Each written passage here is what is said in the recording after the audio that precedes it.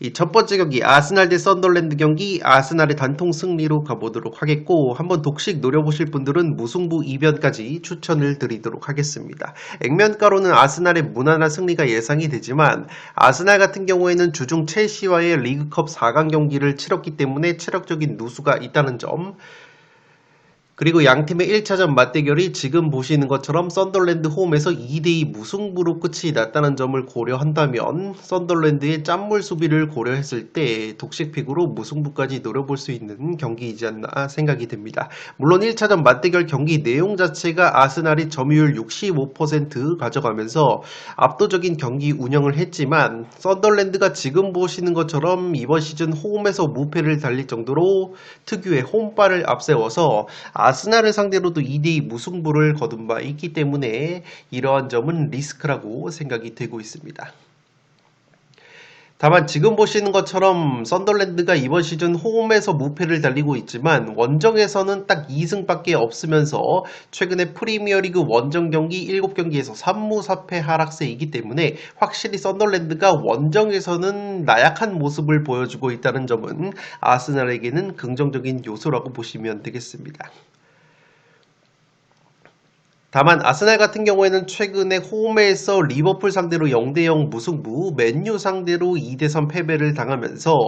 홈에서 무패 행진을 마감을 했고, 따라서 그러한 점은 리스크라고 보여지고, 아스날 같은 경우에는 공격수 하베르츠나 제주스 같이 핵심 공격수들이 돌아왔지만 측면 공격수 사카 선수와 플레이메이커 웨데고르 선수는 지금 보시는 것처럼 부상으로 이탈이 되어 있기 때문에 이 두 선수가 아스날에서 데클란 라이스 다음으로 기회 창출이 많다는 점에서 아스날이 사카 선수와 웨데고르 선수의 공백이 느껴질 수 있는 매치라고 보시면 되겠습니다. 다만 썬더랜드 역시 지금 보시는 것처럼 아스날이 친정팀인 베테랑 미드필더 그라니트 자카 선수가 부상으로 이탈이 됐기 때문에 특히나 이 자카 선수가 썬더랜드에서 가장 많은 기회 창출을 하고 있는 핵심 플레이메이커라는 점에서 썬더랜드 역시 자카 선수의 공백이 느껴진다면 이 경기는 그래도 아스날이 근소하게 유리할 수 있는 매치라고 생각이 됩니다. 아스날 같은 경우에는 지금 보시는 것처럼 세트피스 득점 15골로 프리미어리그에서 압도적인 세트피스 득점을 올려주고 있는데, 이 썬더랜드 같은 경우에는 세트피스 실점이 6골로 프리미어리그에서 세 번째로 적은 세트피스 실점을 당하고 있고, 아스날이 실점이 가장 적은 짠물 수비팀, 그리고 썬더랜드가 세 번째로 실점이 적은 팀이기 때문에 확실히 썬더랜드 특유의 탄탄한 수비력 그리고 제공권은 아스날이 제 아무리 세트피스의 강점이 있다고 하더라도 상당히 부담스러운 요소라고 보시면 되겠습니다. 이 썬더랜드가 밀집 수비를 펼쳤을 때 상당히 탄탄한 수비를 보여주지만 자신들이 공격을 한 이후에 수비로 전환이 될 때 역습에 의한 실점이 4골로 두 번째로 많은 팀인데, 이번 시즌 아스날이 역습 득점이 2골로 다소 저조한 역습 공격력을 보여주고 있다는 점 역시 리스크라면 리스크라고 할 수 있는 경기라고 보시면 되겠고, 지금 보시는 것처럼 주중에 제가 아스날이 리그컵을 치렀다고 말씀을 드렸는데, 최근에 이 리그컵과 챔피언스 리그를 주중에 치른 다음에 가졌던 주말 리그 경기, 이 노팅엄 원정에서 0대0 무승부, 맨유와의 홈 경기에서 2대3 패배를 당했던 아스날이기 때문에 확실히 시즌 후반기로 갈수록 아스날 역시 주중에 컵 대회나 챔피언스 리그를 치렀을 때는 체력적인 누수가 있어 보인다는 점 체크를 해주시기 바라고, 이 대부분 썬더랜드가 홈 경기에서 좋은 모습을 보여줬지만 지금 보시는 것처럼 이번 시즌 강팀 상대로 상당히 좋은 모습을 보여주고 있습니다. 아스톤 빌라와의 홈 경기 1대1 무승부, 첼시 원정 2대1 승리, 아스날과의 홈 경기 2대2 무승부,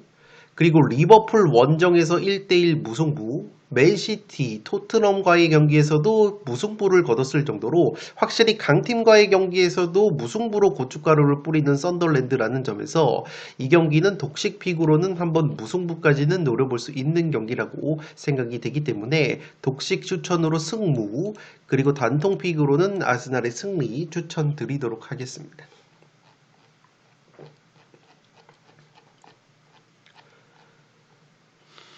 두 번째 경기 본머스 대 빌라 경기 승패로 갈라보도록 하겠습니다. 개인적으로 무승부 빵꾸가 뚫릴 수도 있는 경기이기 때문에 취향껏 본머스의 승리, 저처럼 승리 이변을 노리시거나 아니면 무승부 이변으로 한번 틀어보실 것을 권장드리고, 이 본머스가 지금 보시는 것처럼 무승부가 9번으로 프리미어리그에서 브라이튼 다음으로 무승부가 많기 때문에 이 무승부 빵꾸의 리스크를 제가 말씀을 드렸고, 1차전 맞대결에서는 빌라가 4대0 대승을 거뒀습니다. 당시에 이 아스톤 빌라가 4골을 넣었는데 그 4골 중에서 지금 보시는 것처럼 3골이 세트피스 상황에서 나왔기 때문에 이번에도 빌라가 세트피스 상황에서 재미를 볼 가능성 상당히 높다고 보시면 되겠습니다. 지금 보시는 것처럼 양팀 모두 세트피스 득점이 많은데 본머스가 11골, 빌라가 10골로 본머스 역시 세트피스 득점이 오히려 빌라보다 한 골이 많지만 문제는 수비력에 있는데 본머스가 지금 보시는 것처럼 세트피스 실점이 16골로 프리미어리그에서 가장 많은 세트피스 실점을 당하고 있어서 세트피스 실점 8골에 그치고 있는 빌라보다 실점이 2배 많다는 점, 따라서 1차전 맞대결 때처럼 이 본머스가 세트피스 수비 약점을 드러낼 가능성이 상당히 높다는 점에서 빌라에게 충분히 기회가 있는 매치라고 생각이 됩니다. 또한 본머스의 최대 강점이 이라올라 감독 체제에서 조직적인 압박, 그리고 그 압박에 의해 공을 뺏어낸 다음에 빠른 역습 전개가 강점이고, 실제 지금 보시는 것처럼 역습 득점이 본머스가 7골로 전체 2등, 아스톤 빌라는 이번 시즌 역습 득점이 1골로 상당히 저조하기 때문에 역습 공격력도 이 본머스가 훨씬 더 좋다고 볼 수 있는데, 문제는 아스톤 빌라 같은 경우에는 이번 시즌 프리미어 리그에서 유일하게 순수 역습에 의한 실점이 0골로 수비 뒷공간 역습 수비에 대해서 상당히 조직력이 잘 정비가 되어 있는 빌라이기 때문에 역습 공격의 강점이 있는 본머스 입장으로서는 빌라의 역습 수비력이 가장 뛰어나다는 점 역시 상당히 부담이라고 보시면 되겠습니다. 실제 지금 보시는 것처럼 이 본머스가 이 빌라 상대로 최근에 승리가 없었는데 그만큼 빌라가 천정 면모를 보여주고 있고, 본머스의 강점인 상황에서 빌라가 좋은 수비력을 보여주고 있기 때문에 최근 상대 전적만 놓고 보면 확실히 상성적인 우위가 있는 빌라라고 보시면 되겠습니다. 다만 제가 본머스 사이드도 추천을 드리는 이유는 이번 시즌 확실히 본머스가 홈에서 좋은 모습을 보여주고 있고, 홈에서는 뉴캐슬 상대로 0대0 무승부, 첼시 상대로 0대0 무승부, 토트넘, 리버풀 상대로는 최근에 3대2 승리를 거뒀을 정도로 빌라와 체급이 비슷하다고 볼 수 있는 강팀을 상대로 홈에서 쉽게 패하지 않고 있는 본머스라는 점에서 충분히 본머스 특유의 경기력, 고점이 나와준다면 자이언트 킬링이 충분히 나올 수도 있는 매치라고 생각이 되고, 무엇보다 아스톤 빌라 같은 경우에는 직전 브렌트포드와의 홈 경기에서 브렌트포드가 한 명이 퇴장을 당한 상황 속에서도 0대1 패배를 당했는데 최근에 빌라가 핵심 중원 자원들의 부상 이탈이 있습니다. 맥긴 선수를 비롯해서 카마라와 틸레만스까지 부상으로 이탈이 되어 있고, 이 선수들이 지금 보시는 것처럼 로저스 다음으로 빌라에서 가장 많은 기회 창출을 하고 있는 핵심 미들 자원이기 때문에 아스톤 빌라의 핵심 미들 자원들의 부상 결장, 그리고 주포 공격수 와킨스까지 최근에 부상 여파가 있다는 소식이 있어서 아스톤 빌라의 이 주전 자원들의 부상 여파를 고려한다면 이 경기 본머스 사이드 충분히 가져갈 수 있는 경기라고 생각이 되고,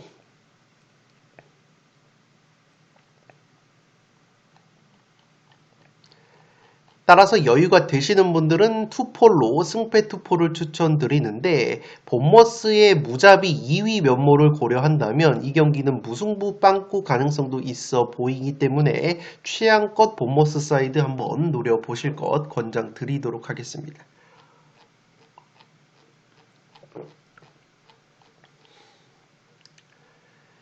세 번째 경기 번리 대 웨스트햄 경기 강등권 단두대 매치라고 보시면 되겠습니다. 이 경기는 사실상 강등 매치이기 때문에 승점 6점짜리 의미가 있는 매치이기 때문에 승패로 한번 갈라보도록 하겠습니다. 개인적으로 이 경기도 이번 경기와 마찬가지로 무승부의 가능성도 있어 보이기 때문에 이 무승부를 노려보실 분들은 취향껏 마킹을 하시기 바랍니다. 양팀 1차전 맞대결 같은 경우에는 웨스트햄이 3대2 승리를 거뒀습니다. 당시에 번리가 오히려 점유율을 57%나 가져가면서 오히려 번리가 주도적인 경기 운영을 했다고 보시면 되겠고, 그렇기 때문에 오히려 웨스트햄의 강점이라고 할 수 있는 선수비 후 역습 그리고 세트피스 한 방이 나와주면서 웨스트햄이 승리를 가져갔습니다. 제가 양팀의 맞대결에서 점유율을 강조를 드리는 이유는 양팀이 지금 프리미어리그에서 점유율을 가장 낮게 가져가는 팀입니다. 지금 보시는 것처럼 웨스트햄이 평균 점유율 42.5%, 전체 19등, 그보다도 더 낮은 것이 번리의 41.2%로 양팀 모두 점유율을 오히려 높게 가져가면서 주도적인 경기 운영을 했을 때는 경기력이 나오지 않는 팀이고, 오히려 지금 보시는 것처럼 웨스트햄이 번리 상대로 1차전 승리를 거뒀을 때처럼 양팀의 맞대결 구도에서는 점유율을 오히려 낮게 가져가면서 역습을 가져가는 팀이 좋은 경기를 보여주기 때문에 이 경기는 선제골 유무에 따라서 승패가 갈릴 수 있는 흐름이 나오지 않을까 생각이 됩니다. 양팀이 세트피스 득점 자체는 웨스트햄이 7골, 번리가 6골로 비슷한 수준을 보여주고 있는데 세트피스 수비력 면에서는 오히려 번리가 8실점으로 13실점을 하고 있는 웨스트햄보다 세트피스 수비력은 번리가 낮다고 보시면 되겠는데, 확실히 역습 공격력 측면에서 웨스트햄이 훨씬 더 좋습니다. 웨스트햄이 역습 득점이 4골로 상당히 좋은 반면에 번리는 1골에 그치고 있고, 역습 실점 면에서도 번리가 4실점이나 당하고 있어서 이 경기는 1차전과 마찬가지의 양상이 나오게 된다면, 그러니까 이 번리가 오히려 점유율을 높게 가져가는 구도가 형성이 된다면 웨스트햄의 강력한 역습이 들어가면서 1차전과 비슷한 구도의 양상이 나올 수도 있는 매치라고 생각이 됩니다. 물론 혹자는 번리가 최근에 무승부가 많고 특히나 강팀 상대로 무승부가 많다는 점을 근거로 해서 번리의 무승부 가능성도 말씀을 드릴 수가 있겠지만, 이 번리가 제가 말씀을 드린 것처럼 최근에 무승부를 거뒀던 경기를 보시면 오히려 강팀과의 경기에서 무승부를 거뒀습니다. 리버풀 원정에서 1대1 무승부를 거뒀을 때 번리의 평균 점유율 27%, 그리고 토트넘과의 홈 경기에서 2대2 무승부를 거뒀을 때로 38%의 점유율만 가져가면서 자신들의 평균 점유율보다 오히려 낮은 점유율을 가져갔을 때 자신들보다 체급이 높은 팀을 상대로 무승부를 거뒀던 번리인데, 최근에 같은 승격팀인 썬덜랜드와의 경기에서 번리가 0대3으로 대패를 당했을 때 오히려 번리가 지금 보시는 것처럼 점유율을 56%나 가져가면서 확실히 번리가 점유율을 높게 가져가면서 주도적인 경기 운영을 하는 구도가 나오면 번리가 경기를 그르치는 모습이 나오고, 제가 앞서 말씀을 드린 것처럼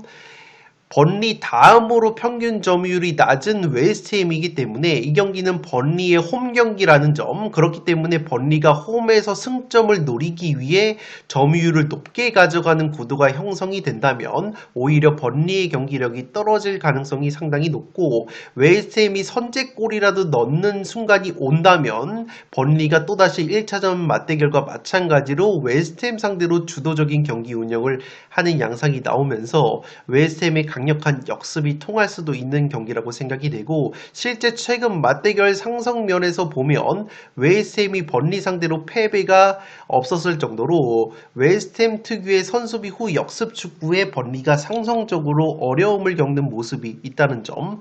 그리고 웨스트햄 같은 경우에는 최근에 이 서머빌이라는 측면 공격수가 모든 대회 4경기 연속골을 넣고 있다는 점, 웨스트햄이 주전 중앙 수비수 토디보가 징계로 결장이 되지만 첼시에서 디사시라는 수비수를 임대로 영입을 했다는 점을 고려했을 때 이 경기는 번리가 홈에서 만약에 오버페이스를 할 경우에는 웨스트햄이 역습을 가져가기 좋은 구도가 형성이 될 것이라는 점에서 승패로 한번 갈라보도록 하겠고, 반대로 번리가 오히려 선제골을 넣게 된다면 웨스트햄 역시 누누 감독 체제에서 점유율을 높게 가져가는 축구에 상당히 어색하기 때문에 반대로 번리가 선제골을 넣을 경우에는 번리가 선수비 후 역습을 가져가면서 이 경기는 선제골 유무에 따라 승패가 갈릴 수도 있는 매치라고 생각이 되기 때문에 3번 경기 승패로 한번 갈라보도록 하겠습니다.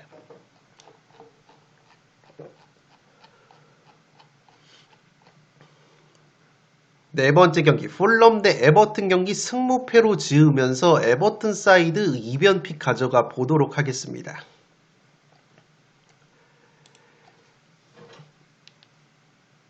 개인적으로 이 경기는 초안픽으로는 승무, 무승부까지만 찍으면 패스를 할 수 있는 경기라고 생각이 됐었지만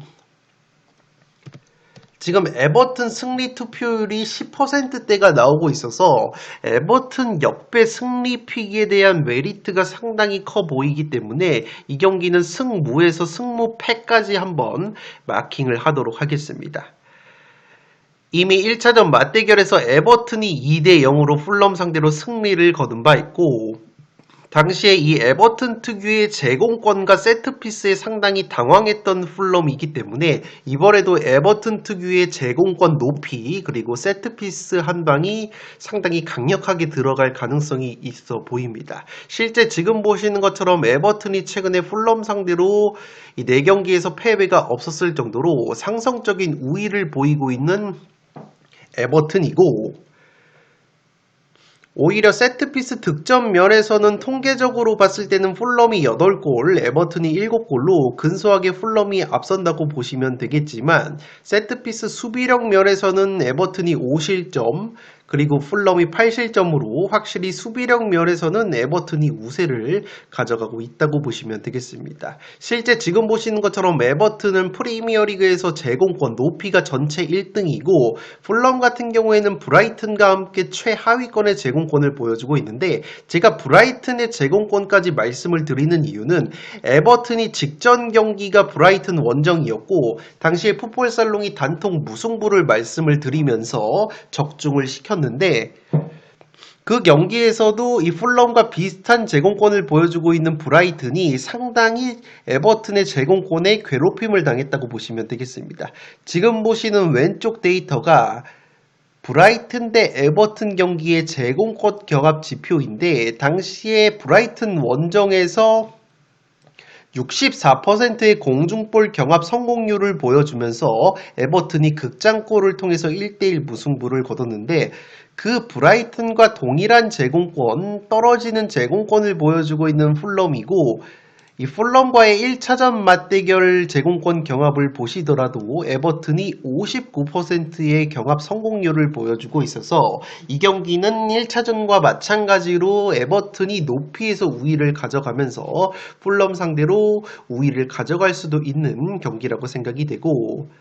에버튼 같은 경우에는 앞방 라인 자체가 높지 않지만 역습에 의한 실점이 4골로 상당히 많은 팀인데 문제는 풀럼 같은 경우가 역습 득점 역시 한 골로 이 저조한 모습을 보여주고 있기 때문에 그러한 점 역시 에버튼에게는 호재라고 보시면 되겠습니다. 오히려 에버튼이 역습 득점 3골로 특유의 롱볼을 통한 역습 상당히 날카롭게 작용을 하고 있어서 에버튼이 역습으로 득점을 만들어낼 수 있는 경기라고 생각이 됩니다. 물론 에버튼 같은 경우에는 최근에 흐름이 그렇게까지 좋지는 못하지만 아스톤 빌라 원정 승리를 필두로 최근에 3경기에서 1승 2무 무패, 프리미어리그로 치면은 1승 3무로 조금은 무자비 면모를 보여주고 있다는 점 역시 최소한 무승부까지는 가져가고 싶은 경기라고 보시면 되겠고, 다만 에버튼 역시 악재가 있는 것이 지금 보시는 것처럼 에버튼에서 가장 많은 기회 창출을 하고 있는 핵심 측면 공격수 그릴리시 선수가 부상으로 이탈이 됐기 때문에 이 그릴리시 선수의 공백이 느껴진다면 풀럼에게도 충분히 기회가 있는 매치라고 생각이 되고, 무엇보다 풀럼 같은 경우에는 지금 보시는 것처럼 프리미어 리그에서 홈 어드밴티지를 4번째로 많이 받는 특유의 홈빨이 있다는 점 역시 풀럼도 충분히 해볼 만한 요소가 되지 않나 생각이 되고 있습니다. 다만 풀럼이 조금은 우려스러운 점이 하나 더 있는 것은 최근에 풀럼이 패배를 했던 경기를 보시면 리즈 원정 그리고 맨유 원정에서 모두 한 골차 패배를 당했는데, 그 리즈 원정과 맨유 원정 패배 모두 후반 추가 시간 극장골을 내주면서 패배를 당했습니다. 실제 풀럼의 실점 통계를 보시면 후반 킥오프 이후 15분 가장 많은 실점, 그리고 막판 15분에도 가장 많은 실점을 보이면서 확실히 후반에 실점을 많이 하고 있는 풀럼이고, 반대로 에버튼 같은 경우에는 득점 분포를 보시면 가장 많은 득점인 9골, 전체 득점의 35%를 후반 막판 15분에 하고 있기 때문에 최근 풀럼이 보여주고 있는 극장골 실점 패턴을 고려한다면 에버튼이 전후반 초중반에는 탄탄한 수비력을 바탕으로 버티다가 후반 막판에 풀럼의 체력이 떨어지는 막판을 노려서 압도적인 제공권을 활용한 세트피스 혹은 롱볼 역습을 통해서 지난 브라이튼 원정 극장골 동점 무승부처럼 이 경기도 후반 추가 시간에 풀럼의 집중력이 떨어지는 틈을 타서 에버튼이 득점을 만들어낼 수 있는 경기라고 생각이 되고, 이 또한 지금 보시는 것처럼 에버튼의 모예스 감독이 풀럼의 마르코 실바 감독 상대로 8경기에서 5승 3패, 무승부가 없이 5승 3패로 오히려 에버튼의 모예스 감독이 우위를 점하고 있다는 점에서 이 경기는 에버튼의 승리 역배까지 한번 마킹을 하면서 승무패 지우개 찬스를 한번 쓰도록 하겠습니다.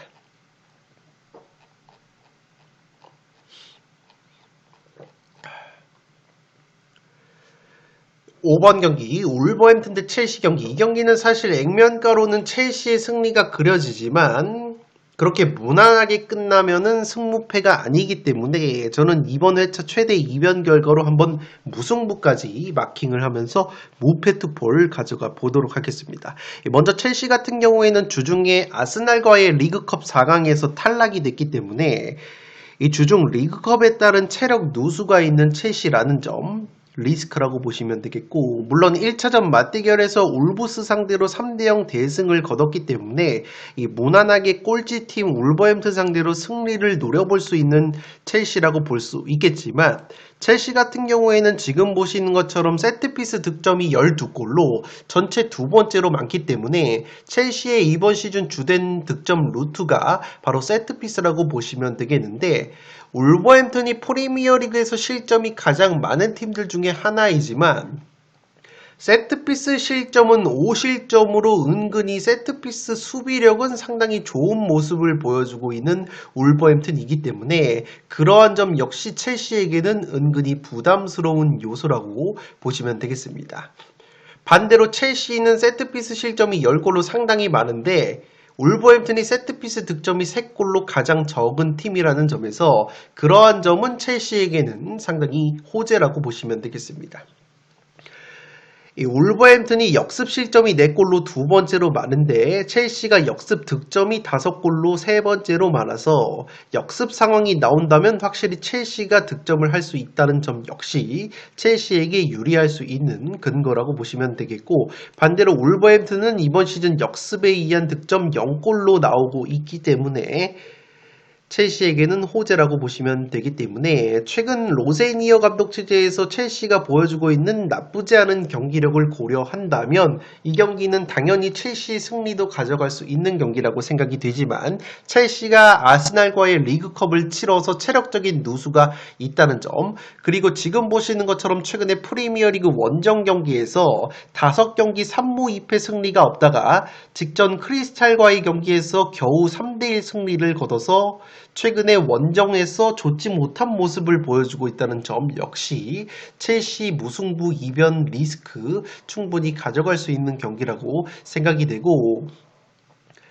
이번 시즌 리그컵 이후에 치른 프리미어리그 경기 성적이 2승 1무 1패로 그다지 좋지 못했다는 점 역시 무승부까지는 충분히 가져갈 수 있는 경기라고 생각이 되고, 첼시의 주된 득점 루트 중 하나인 세트피스 상황에서 오히려 이 울버햄튼이 세트피스 실점이 의외로 5실점으로 상당히 적다는 점 역시 무승부까지는 충분히 노려볼 수 있는 경기라고 생각이 되기 때문에 여유가 되시는 분들 무패 투폴 무승부 이변까지 추천드리도록 하겠습니다.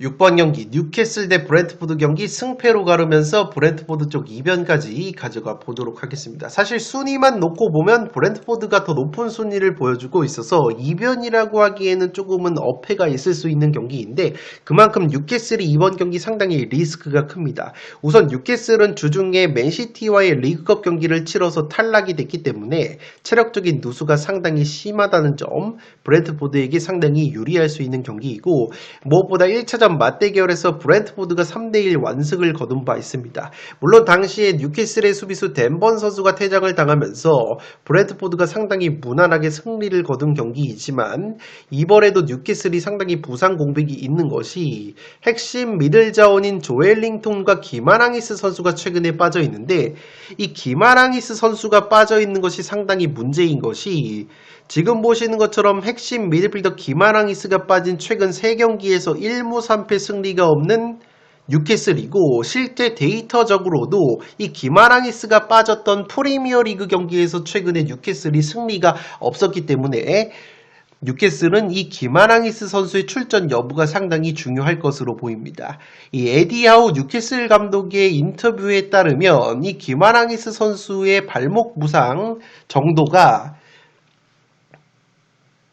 생각 이상으로 심각성이 있기 때문에 이번 경기가 출전 여부가 반반 정도로 보여진다는 뉘앙스의 인터뷰를 했기 때문에 이 뉴캐슬이 기마랑이스 선수가 또다시 결장이 된다면 상당히 어려운 경기를 할 수 있는 매치라고 보시면 되겠습니다. 이 또한 뉴캐슬 같은 경우에는 세트피스 득점이 11골로 상당히 강력한 세트피스 공격력을 보여주고 있는데, 문제는 이 브렌트포드가 프리미어리그에서 세트피스 실점이 3골로 가장 뛰어난 세트피스 수비력을 보여주고 있기 때문에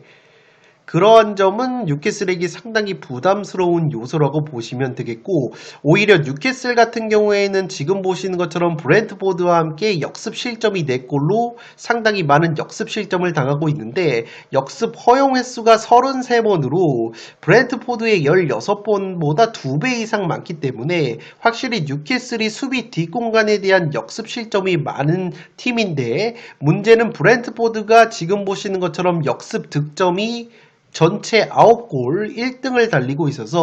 브렌트포드 특유의 선수비 후 역습을 통한 강력한 역습 한방, 그리고 뉴캐슬의 기마랑이스 선수가 또다시 결장이 될 경우에는 기마랑이스 선수의 공백, 그리고 뉴캐슬의 강력한 세트피스 상황에서 브렌트포드가 프리미어리그에서 세트피스 수비력이 가장 좋다는 점 역시 브렌트포드가 충분히 해볼 만한 요소라고 생각이 되고, 실제 브렌트포드가 선수비 후 역습을 가져가기에 좋은 것이 뉴캐슬이 평균 점유율이 53.7%, 브렌트포드가 46.5%로 이 경기는 퇴장자가 나오지 않는다면 홈에서 뉴캐슬이 점유율을 높게 가져가는 구도가 형성이 될 것이고, 그렇게 된다면 브렌트포드 역시 자신들이 원하는 선수비 후 역습 구도를 가져갈 수 있기 때문에 이 경기는 브렌트포드 사이드 무조건 가져가야 되는 경기라고 생각이 됩니다. 다만 뉴캐슬의 승리 시나리오도 보이는 것은 만약에 기마랑이스 선수가 복귀가 되면서 동시에 브랜트포드 역시 이 케빈 샤데라는 핵심 측면 자원이 기회 창출을 많이 해주는 자원인데 이 샤데 선수가 지금 징계로 결정이 되기 때문에 뉴캐슬의 기마랑이스 선수의 복귀 그리고 뉴캐슬 특유의 홈발 그리고 브랜트포드의 케빈 샤데 선수의 징계 결정에 따른 전력 누수 그리고 브랜트포드 같은 경우에는 기본적으로 홈발을 두 번째로 많이 받는 그러니까 원정에서는 상당히 기복이 심한 모습을 보여준다는 점에서 뉴캐슬의 승리 시나리오도 보이기 때문에 이 경기는 승패 투포를 추천드리도록 하겠습니다.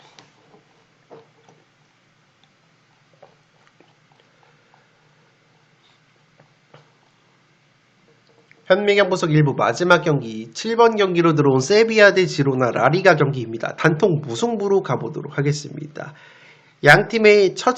맞대결 같은 경우에는 세비야가 2대0 승리를 거뒀습니다. 당시에 지로나가 점유율을 59%를 가져갔는데 세비야가 이번 시즌 라리가에서 역습이 상당히 좋은 팀인데 당시에도 이 로메로 선수의 역습 세기골이 나오면서 2대0 깔끔한 승리를 거뒀습니다. 따라서 세비야 같은 경우에는 1차전 맞대결과 마찬가지로 선수비 후 역습을 가져갔을 때 오히려 강점인 역습이 살아나는 구도가 있어 보이는데 문제는 세비야가 이번 시즌 점유율을 낮게 가져가는 팀이 아닙니다. 지금 보시는 것처럼 평균 점유율이 55.1%로 전체 네 번째로 점유율이 높은 팀이고 오히려 지로나가 49%만 가져가면서 이 경기는 홈팀 세비야가 점유율을 높게 가져갈 수 있는 경기가 되고 그렇게 된다면 오히려 세비야의 강점인 역습이 살아나지 않는 구도가 나올 가능성이 있다고 보시면 되겠습니다. 실제 이 역습 득점력만 보시면 세비야가 6골로 전체 3위의 역습 공격력을 보여주고 있고 지로나는 역습 득점이 2골로 가장 적은 팀 중에 하나이기 때문에 역습 구도가 나왔을 때 골 결정력은 세비야가 훨씬 좋다고 보시면 되겠는데 문제는 세비야가 역습 득점도 많지만 실점도 5골로 상당히 많기 때문에 역습 실점 면에서는 2실점만 당하고 있는 지로나가 조금 더 수비력이 좋습니다. 그 말인 즉슨 세비야 같은 경우에는 역습 공격력도 좋지만 반대로 수비력도 상당히 떨어지기 때문에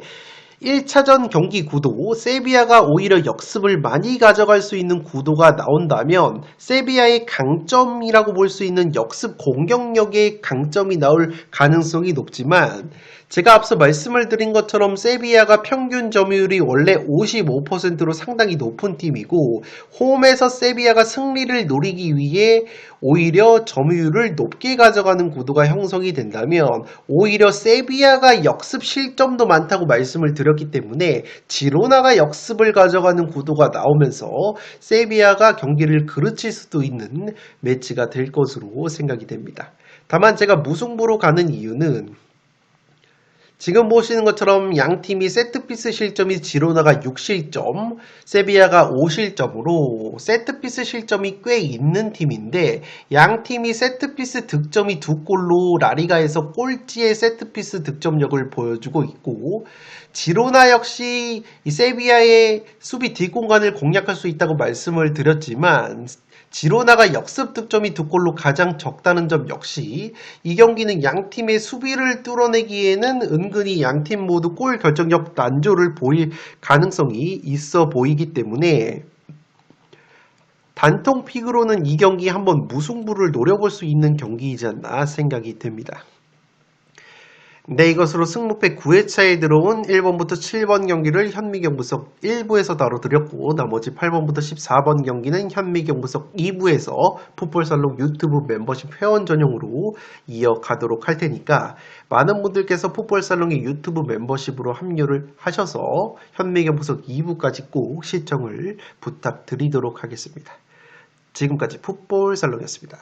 감사합니다.